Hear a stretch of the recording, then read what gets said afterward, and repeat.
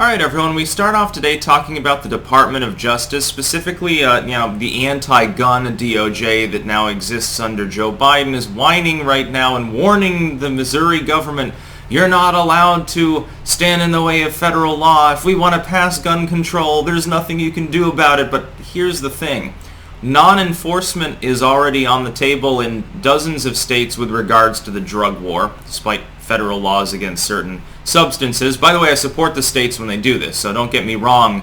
And even though it's largely liberal states, they're right to do that because the drug war is itself unconstitutional. Or immigration. There are a bunch of states that are called sanctuary states that ignore federal guidance on immigration. Now that's not constitutional, and the states don't have any particular personal purview over that.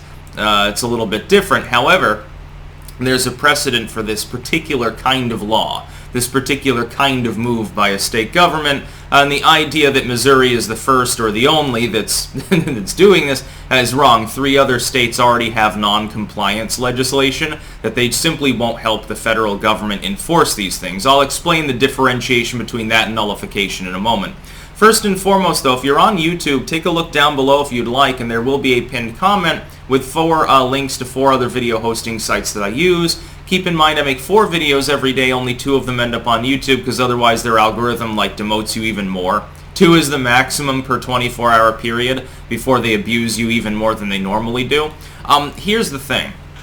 Right now the Democrats are up in arms about Missouri passing this legislation. They're saying, oh, they're trying to nullify federal law, they're trying to nullify federal gun control.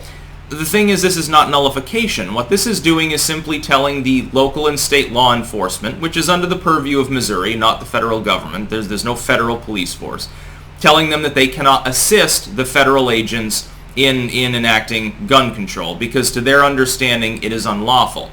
Now you have the supremacy clause that initially would overrule the state's particular authority. But the state police are not under the guidance of the federal government. They operate at the behest of the state.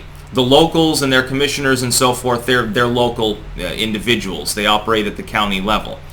Federal supremacy in that case doesn't really take precedence. We know this because we've got a precedent for this over the last decade with the drug war. In the case of the drug war, the federal government has ruled that things like marijuana are extremely harmful, massively addictive, it's the devil's weed, you're not allowed to smoke it. It is federally illegal for you to smoke weed.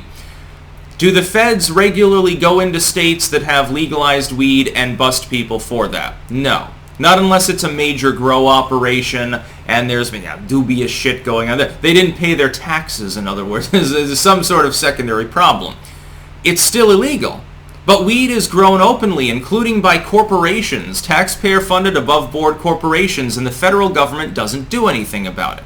They don't attempt to enforce it because there's no way to do so without the help of local and state police and the will of the state's authorities. If enough states sign on to this sort of thing, it is an effective nullification, but that's not currently what Missouri in and of itself is doing. They're simply commanding local police forces not to assist the feds. That means that if someone in Missouri has an assault weapon or an expanded magazine that Joe Biden doesn't want them to have, and somebody tips off the police, they're not going to tell the feds. There's no law broken. There's no, as far as I know, there's no specific law forcing them to cooperate in that manner. They're kind of sort of supposed to. They say, hey, the federal law's being broken. Well, they didn't see anything. Just don't record it on paper. And the state of Missouri will now fine police forces $50,000 for each infraction if they attempt to help the federal government to disarm people and so forth. And I support this completely. I think this should be nationwide. Every state should pass this. If enough states pass this sort of particular legislation, wherein the state uses its legal and law enforcement capabilities to oppose the federal government, eventually it is a nullification. Again, we see this with the drug war. 10 years ago, it would have been unthinkable. I mean, even Obama was busting up weed dispensaries in Montana for a while before finally saying, okay, enough is enough, I guess it's not. The shtick is up. Because enough states said, this is bullshit, and they started running their own dispensaries. Now the drug war is ailing. At least with regards to marijuana, there's basically nationwide non-enforcement. except in a few states where they'll still, throw you in federal prison for, in high security prison for 10 years because of tough on crime legislation, sponsored mainly by people like Joe Biden. But for the most part, smoking weed is no longer considered to be particularly a crime. There are still some moral hacks out there that think it's the devil's weed. At this point, most people have, gotten with the century, so to speak. And again, the same happens with immigration. Now, of course, I'm on the other side of it. I would say that is a federal supremacy thing. Except when the federal government's not actually guarding the border, then the states certainly, they have the right to set up a secondary border. They have the right to do that internally. It's kind of a workaround, but it'd be funny if Texas decided to build a border wall on this side on the American side of the existing kind of border wall. It'd be interesting if they did it themselves and then linked it up to other states. They could probably do it. I guess they're trying to crowdfund aspects of it. They should just taxpayer fund it, really. They should ask for federal relief. They should ask for a federal bailout and then earmark it for the wall regardless. But the DOJ can whine all it wants, but you can't force the state of Missouri to force the police there to actually help you. The feds can't come in and tell the state police, okay, we're going to need 10 men for this operation. It's not really the way it works. The jurisdiction is the state's within that state, and gun control is all unconstitutional, to be clear. 100% of it. There's no such thing as reasonable gun control. Reasonable gun control is trigger discipline. Reasonable gun control, the regulated militias, is the Second Amendment provides for your ability to own firearms.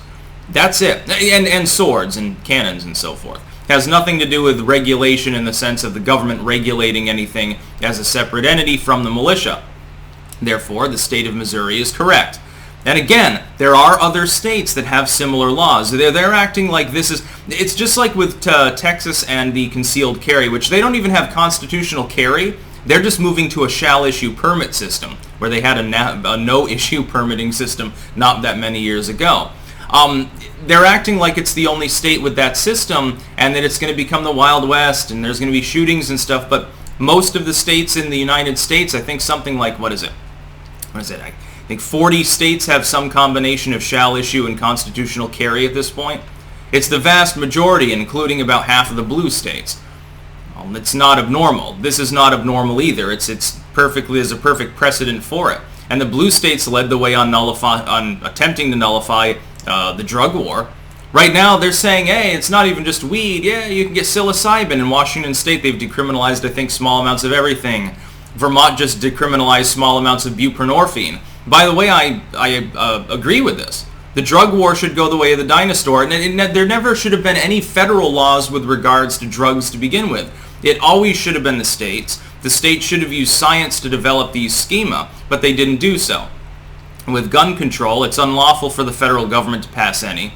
It's unlawful for the states to pass any. Gun control is buy guns. That's basically it. That's about all. Peace out.